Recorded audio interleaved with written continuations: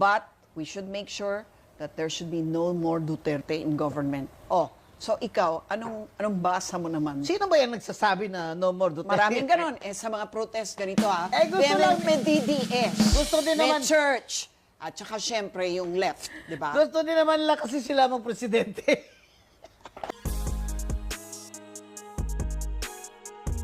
About a Sara Duterte presidency, because some sectors are also saying change must happen, government must correct itself, but we should make sure that there should be no more Duterte in government. Oh, so ikaw, anong basa mo naman? Sino ba yan nagsasabi na no more Duterte? Maraming ganon. Sa mga protest, ganito gusto lang- may DDS. Gusto din may naman- church. At saka syempre yung left, di ba? Gusto din naman lang kasi sila mag-presidente. Alam nyo, hindi ba demokrasya ito? Hindi ba ito padamihan ng boto? Oh, galit kayo kay Sara Duterte kasi hindi nyo talaga kaya. Kahit anong gawin nyo, anong ginawa ngayon ng mga congressman. Pinasa ang budget niya without any question. Courtesy na daw. Hina mo kung ano kayo ka. Mga balimbing kayo. Wala pa nga 2027 lalaro na kayo kasi baka sakaling magpresidente yari kayo. That's how you read it? Yeah. Na pumapwesto na parang nakita na nila na nawala na ng poder. Parliamentary courtesy. Bull. Yung impeachment nyo. Yung mga quadcom nyo dyan, mga tawag ng tao, tuwadcom. Alam mo, no other institution of government is so vilified by the people than this House of Representatives. Ang hirap talaga ng Representatives. I Kaya caught your word. Tao, wala na talaga silang dangal. Nakakahiya na. Ginoo ko, nakakahiya na. Parang, ano ba yan? Parang ayoko na mag-congressman.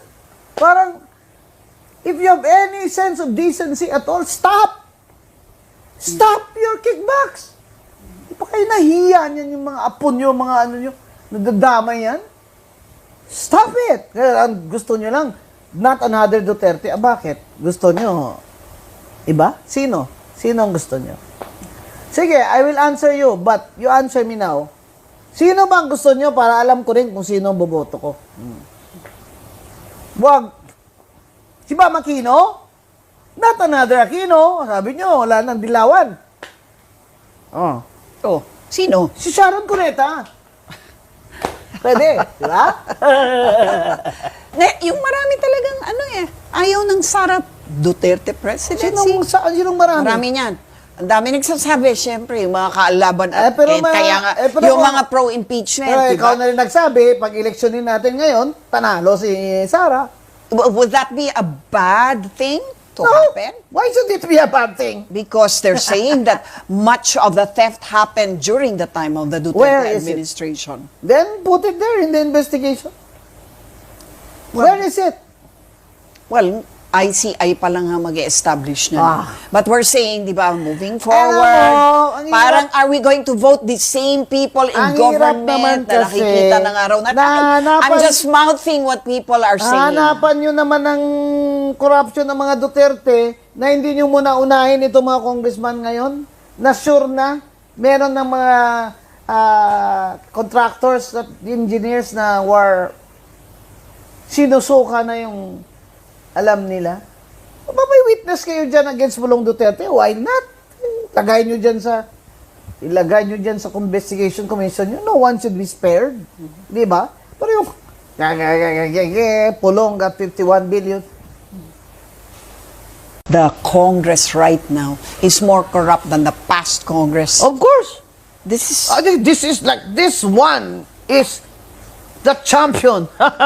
This one gets the trophy of trophies because tinuruan nga sila ni Romualdez eh. Ito na yung worst nung time ni Duterte. Kahit anong sabihin nyo kay Duterte, JK, mamatay tao, ganyan, nagmumura, pero takot sila kay Duterte magnakaw ng hayag-hayagan kasi mumurahin sila ni Digong. Takot sila. Ito, pinsan niya, sagot mo kami, boss, ha? Di sila takot. Di ba? Kaya, itong invention na ito, ng insertion at insertion fee at flood control at rock netting, ito, tingnan nyo mabuti, you trace the budget. Nangyayari lang ito since 2022. But of course, Diskaya started in 2016 Anong and sabi niya? started to get their billions. O, anong sabi by niya? 2019. Tinanong siya, bakit nung panahon ni Digong wala kang ganun? Wala naman po nanghingi nung panahon ni President Duterte. Well, sabi nila edited daw ang kanilang testimony sa House. Sino may sabi? Dahil ang Blue Ribbon Committee Chairman nun, si Senator Marcoleta.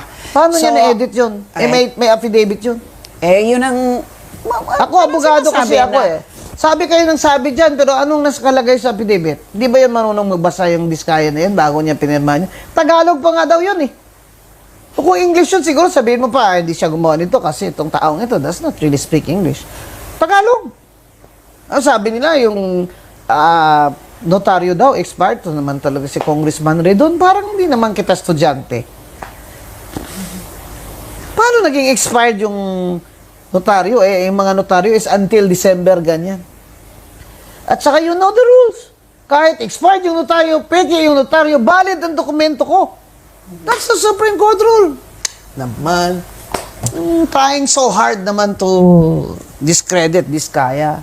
Sino pa ang lalabas? Bakit daw yung impeachment ni Sara, anti-impeachment ako? Ano ba ako, uto-uto? Sasabihan ni Romualdez, impeach niyan si Sara. Ako, susunod din sa kanya. Ano ko, uto-uto? O tapos ngayon, tama ako, di ba? Tama ako. Why were you against it? Walang due process. Exactly what the Supreme Court said. Can you explain to us why you said Tapos ngayon, you sabi were niya, you were not for the impeachment? Ano yung due process na hindi nila sinabi nga sinunod? ng Supreme Court. Biro mo yun? Wala man committee, it did not even pass. There was no Committee on Justice, did not even meet. Nagpirmahan lang sila. Ano yun? Ano yung pirmahan nyo dun? Tapos yung nagpirmahan daw kayo mga congressman, may ano daw kayo, may balato or exchange in yung hundreds of millions of ayuda there. Kung hindi pa naman kayo mga corrupt. Tapos sasabihin nyo, si Sara, ganyan, magnanakaw, mas malaki kayong magnanakaw Kasi dati akong commission on audit, na commissioner. Sa akin yung confidential fund, na 125 million ng Office of the President, kung mali ang pag-liquidate niya, COA will determine that. And that has a process. It's part of due process. So yung mga Mary Grace Piatos, Kayo, yung gusto mga yan, nyo agad, di ba? impeach nyo as betrayal of public trust. Kayo lang nag-i-interpret yan. Worse. Wala pang committee. Walang committee, procedure. Rules daw nila yun. Rules she nila was yun, not di ba? even given a copy of the petition. That's exactly what the Supreme Court said. Tapos sabihin nila, DDS daw ako. Kayo. Tingnan nyo lahat ng kampanya ni Lenny. Sinong party list nominee nandun sa stage? Iba ko lang? Tanga kayo Gusto nyo talaga, gusto nyo lang manalo yung party list nyo, kaya ginanon-ganon nyo ako. Pero sabi nila, I'm very independent. I'm very independent. Kaya, sa sinasabi ko sa inyo, hindi ako pinaupo ni Romualdez. Pues, I was saved. Sabi nga namin ng mga P3 board, we were blessed. Ako. because if you had been allowed to sit what? You would be able to speak out like Number this? 1, maaga ko pa siyang binulgar. Or number 2, baka nagkautang na loob pa ako sa kanya. Napaupuin mo How? lang ako sa iyo kami, ganyan. Kaya ako, ang P3PWD, representative ang zero kickback. Kasi hindi pinaupo ni Romualdez. This is a race for the 2028 presidential elections and a preparation for how they will mangle again the 2026 budget. Ano po yung parang nakikita niyo po parang insight niyo po dito regarding po sa mga pangyayari po? Unang-una, ang tagal ng reaksyon ng Pangulo nung sinasabihan siya na binababoy yung budget natin. Nagsabi na ako noong 2024 at alam na niya na merong gano'n na nangyari sa Department of Education at sigurado ako hindi lang yan sa Department of Education at sa Department of Public Works and Highways. Nandyan din yan ang corruption sa iba pang mga departments. Pero parang bang noon ay wala siyang naririnig. Tapos kailangan pa na malubog yung ating mga kababayan sa baha at kailangan pa na mahirapan or pahirapan yung ating mga kababayan bago siya nagsalita. Nung nagsalita na siya, ay wala man din siyang aksyon. Puro lang salita. At ngayon, ang ginagawa nila, merong investigasyon, gusto naman nila gawin, ang investigasyon ay kontrolado. Nila, merong ginawang komisyon. Bakit pa tayo gagawa ng komisyon? Alam na natin, nakikita natin sa budget kung paano chinap-chop yung budget para mabigyan ng pondo ang flood control at napakadaling i-check kung nasaan o kung wala bang flood control projects na ginawa. Ang susunod ay yung kanilang para bang wala silang pakialam na isa sa mga tinuturo na nagnakaw ng pera o kumuha o nag-chop-chop ng budget ay si Congressman Zaldico. At ngayon, si Congressman Zaldico sinasabing wala na dito sa Pilipinas at sinasabi nilang nandoon sa United States of America. At sumunod pa yung pagpaparesign kuno kay Speaker Martin Romualdez. Pero ang pumalit naman ay sino ang pumili? Sila lang din, yung grupo lang din ni Speaker Martin Romualdez ang pumili ng pumalit na Speaker of the House of Representatives. Sinasabihan ko kayong lahat, mga kababayan, ito ay race o kung sa'yo race, ganit sa Tagalog? Karera.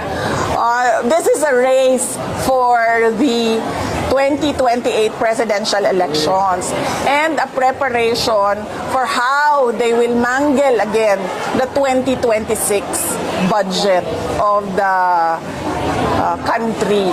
So yan yung pinagtutuunan nila ng pansin ngayon. Yan lang yun, wala nang iba.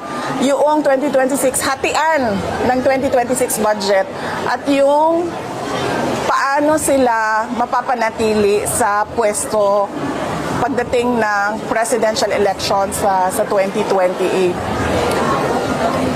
Alam niyo kung paano, isa sa mga examples na masabi ko sa inyo na wala talaga silang sinseridad sa investigasyon sa flood control. Kasi tinuro na, pinangalanan na, hindi lang ako ang nagsabi, Zaldico at Martin Romualdez. Si Zaldico, hinayaan nilang umalis ng bansa. Si Martin Romualdez, hinayaan nilang mag-resign. Nag-resign naman na, so tapos na ang usapan.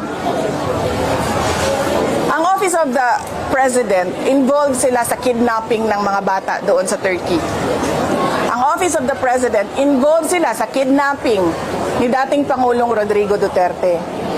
Bakit ngayon nawala si Zaldico at aalis si Martin Romualdez, hindi man lang nila magawa na kidnapin si Zaldico doon sa Amerika at ibalik dito sa atin sa Pilipinas. At hindi man lang nila magawa na ikulong si Martin Romualdez dyan sa detention unit ng House of Representatives. Wala.